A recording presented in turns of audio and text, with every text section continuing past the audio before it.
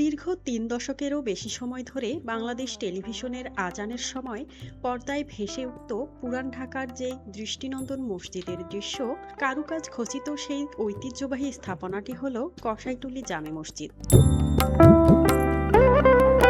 পুরান ঢাকার কসাইটুলীর কেপি ঘোষ রোডের পাশেই স্বমহিমায় দাঁড়িয়ে থাকা এই শতবর্ষী মসজিদটি চীনামাটির টুকরো ও মোজাইক কারুকাজে সাজানো দেয়াল ও গম্বুজের সৌন্দর্যের কারণেই অনেকেই একে চীনের টুকরা মসজিদ বলেও চিনেন। এশিয়াটিক সোসাইটির ঢাকা কোষ গ্রন্থ অনুযায়ী বিশিষ্ট ব্যবসায়ী আব্দুল বারী ১৯০৭ সালে মসজিদটি নির্মাণ করেন। মূল ভবন ও বারান্দা সহ প্রায় ২ কাঠা জায়গার উপর নির্মিত এই মসজিদ বর্তমানে সম্প্রসারণের মাধ্যমে প্রায় ৫ কাঠা জায়গা জুড়ে বিস্তৃত। মসজিদ ভবনটির মাঝখানে একটি বড় গম্বুজ, দুই পাশে মাঝারি গম্বুজ এবং ৪ কোণায় ৪টি গম্বুজ রয়েছে। পাশাপাশি রয়েছে আরও কয়েকটি ছোট গম্বুজ ও মিনার, যেগুলো উচ্চতায় ৬ থেকে ১২ ফুট পর্যন্ত।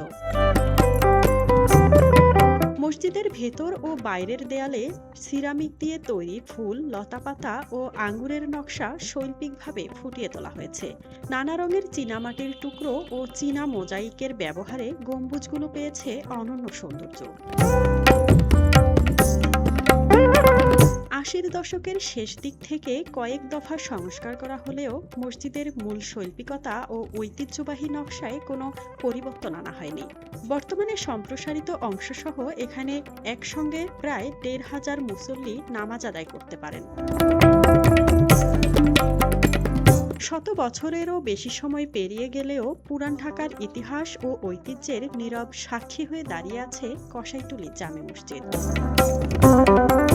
মাঝহাবিদ মৌ, ডেস্ক রিপোর্ট, RNB নিউজ।